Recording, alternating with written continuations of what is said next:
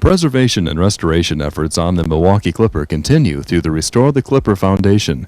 Any and all generous contributions are welcomed and appreciated. Please make checks payable to Restore the Clipper Foundation, 1111 Calumet Avenue, Hammond, Indiana, 46320.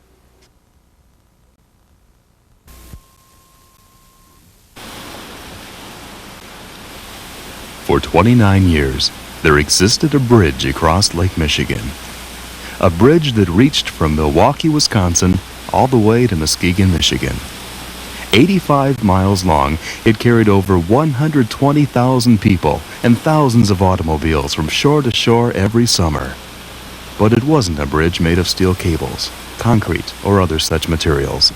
It was a bridge consisting of one ship, the last of the Great Lakes cruise ships. It was a bridge known as the Milwaukee Clipper.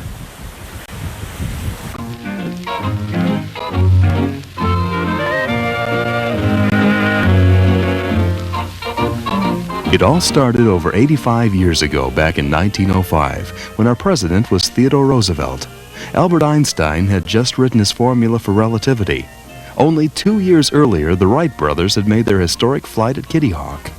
It was also the year that the American Shipbuilding Company in Cleveland, Ohio built the Juniata, a Great Lakes passenger steamship that would later be rebuilt as the Milwaukee Clipper. As the Juniata, the ship ran regular passenger service between Buffalo, New York and Duluth, Minnesota.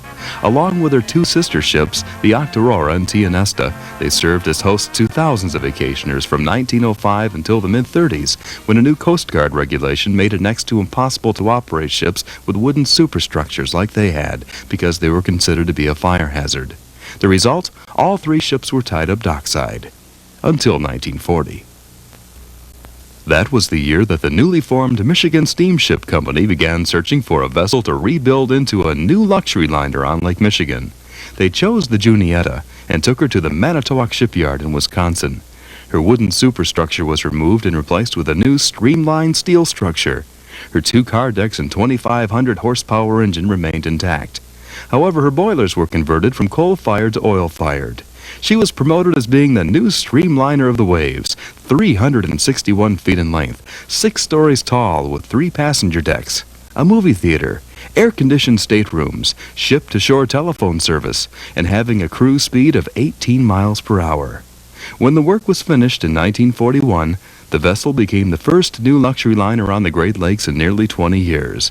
What was once the Juniata had become the Milwaukee Clipper. Ain't she sweet? See her coming down the street. Now I ask you very confidentially, ain't she sweet? Ain't she nice? Look her over once or twice.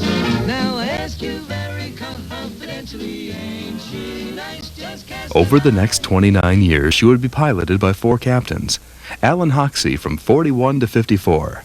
Clarence Barney Van Dongen from 54 to 60. Robert Prefer in the early 60s, and Carl Reagan until 1970. Bob Prefer, in his 24 years with the ship, worked his way up from deckhand to captain. Retired Captain Bob Prefer.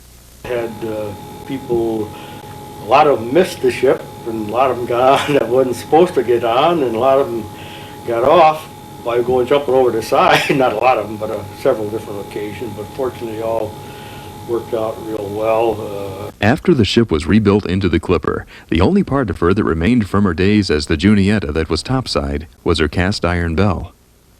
This is the bell, the original bell from the Juniata. It's one of the largest cast bells in existence for a ship. And there's this one and one other sister ship in San Francisco in the Maritime Museum. It's a real gem.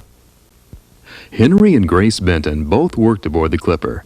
Gracie is a housekeeper, and Henry is a handyman, and later an engineer. They both remain active with the Clipper operations.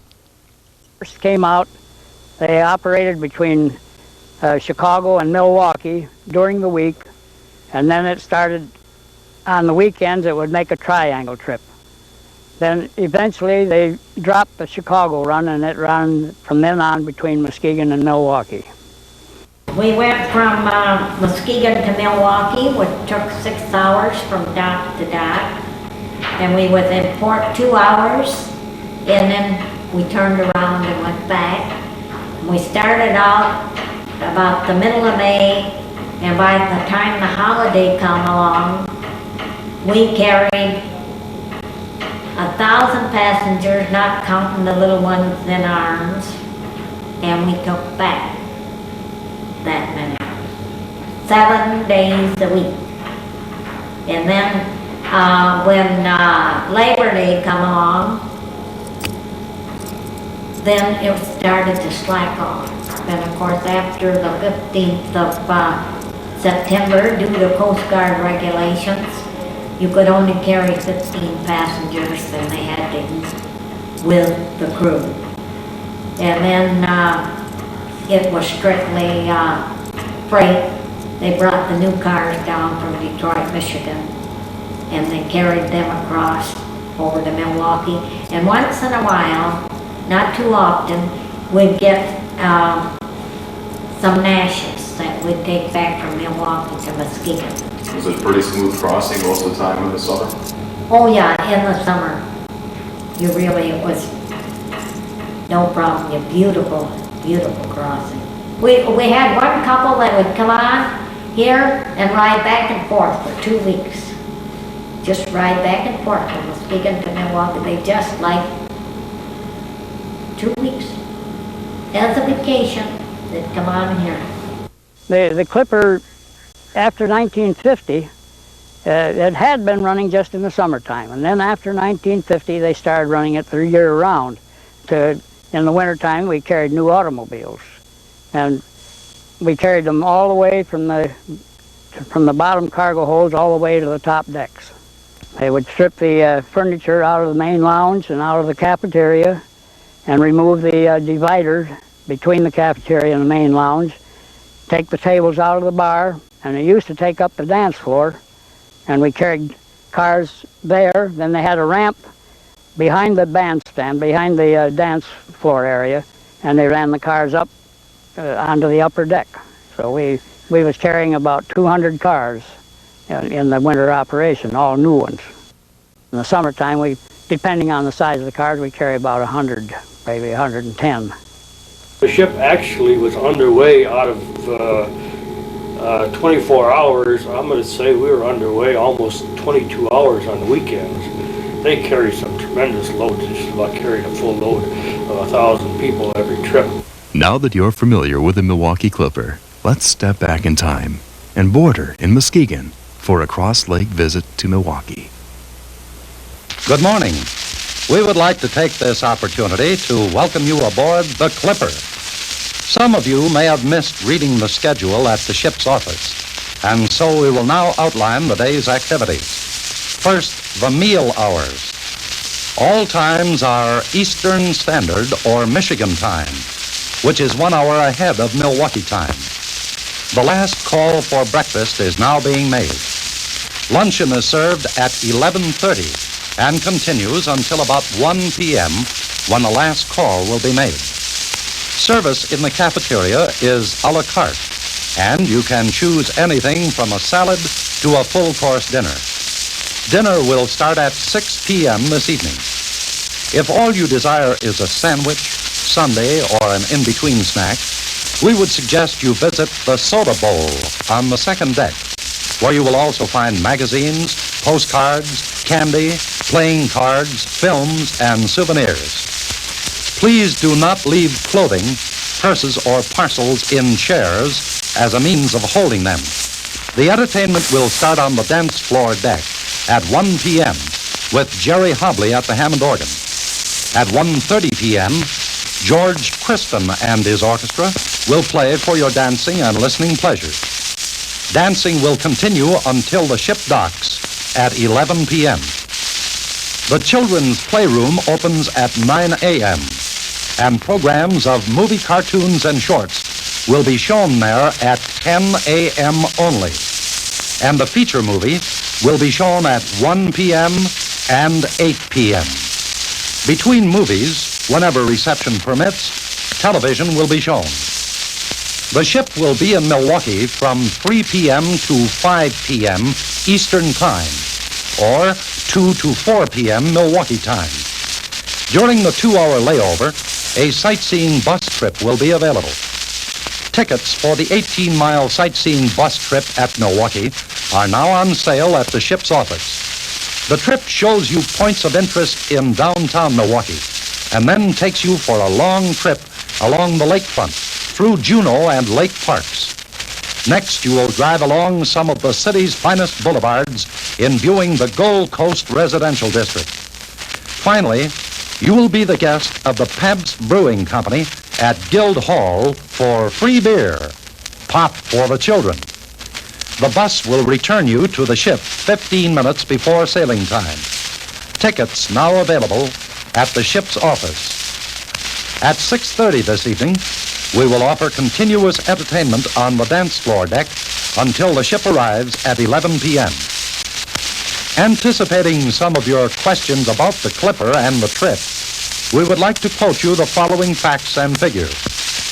The ship has a length of 361 feet, beam of 50 feet, and is 4,272 gross tons. Her oil-burning engines develop a maximum of 3,500 horsepower at an average fuel consumption of 5,500 gallons of oil per round trip.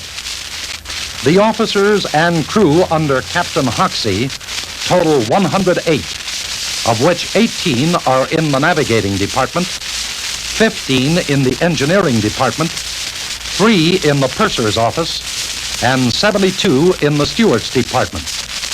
All of the officers and crew live aboard ship.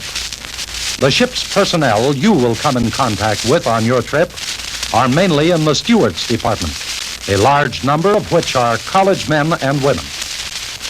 The total passenger capacity is 900 persons, and the passenger car capacity is 108. In the winter operation, 215 new automobiles are transported from Muskegon to Milwaukee per trip. During the summer, most of the new cars are carried by the motor vessel Highway 16, also operated by this line. The total distance from dock to dock is slightly more than 85 miles, and while on Lake Michigan, the ship travels at about 15.5 miles per hour on weekdays and 17 miles per hour on Sundays when 2 round trips are made. The average depth of Lake Michigan on our route is 360 feet, and the greatest depth is 924 feet. As many as 2,500 meals are served passengers and crew on a capacity day. If you have any questions, we'll be glad to try to answer them for you at the ship's office. Thank you. We hope you'll have an enjoyable trip. In 1970, after 29 years of service, the Milwaukee Clipper ceased cross-lake operations. New Coast Guard regulations and needed structural repairs were the reasons given by the ship's owner. A few years later, an entrepreneur from Chicago, James Gillen, purchased the Clipper, restored her Art Deco interior to perfection, and moved the ship to Chicago, where she opened for tours and parties.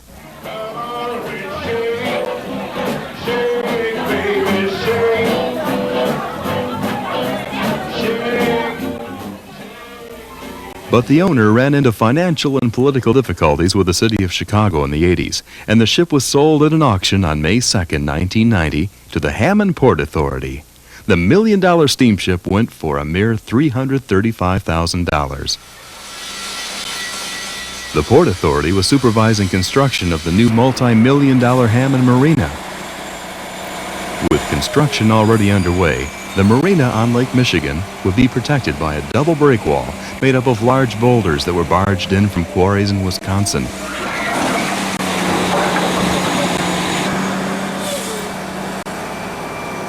It would have public fishing piers accessible to the handicapped, 5 launching ramps with public access, and docking slips capable of handling vessels up to 50 feet long. Members of the Port Authority believe that the Clipper, with over 160,000 square feet of usable space, would be the ideal signature piece for the new marina.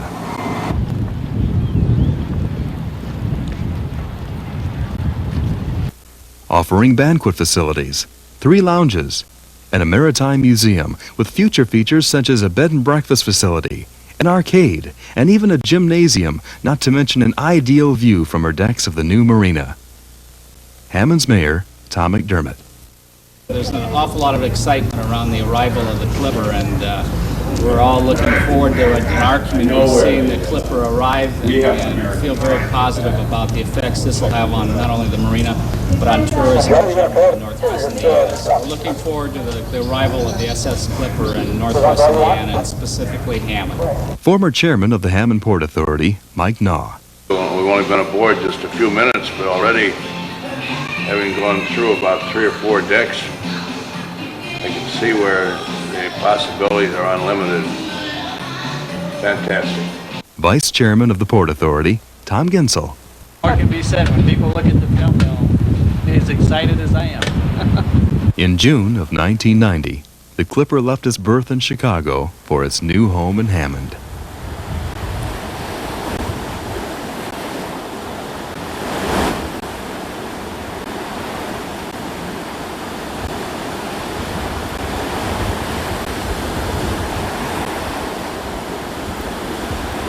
The recently completed Hammond Marina offers boaters and visitors alike a new vision of a once heavily industrialized town. Located only 14 miles from Chicago's Loop, the Hammond Marina, with over 1,000 slips, is the nation's 3rd largest. But it's only the beginning of the plans for a wonderful stretch of Indiana's coastline along Lake Michigan. Pretty soon, walkways, shops, and a trolley will connect the marina to the rest of the newer and better city of Hammond. Mike Naw. Bank speed, all engines ahead. Full speed ahead. The historic Milwaukee Clipper and the Hammond Marina. A perfect combination of the past, present, and future.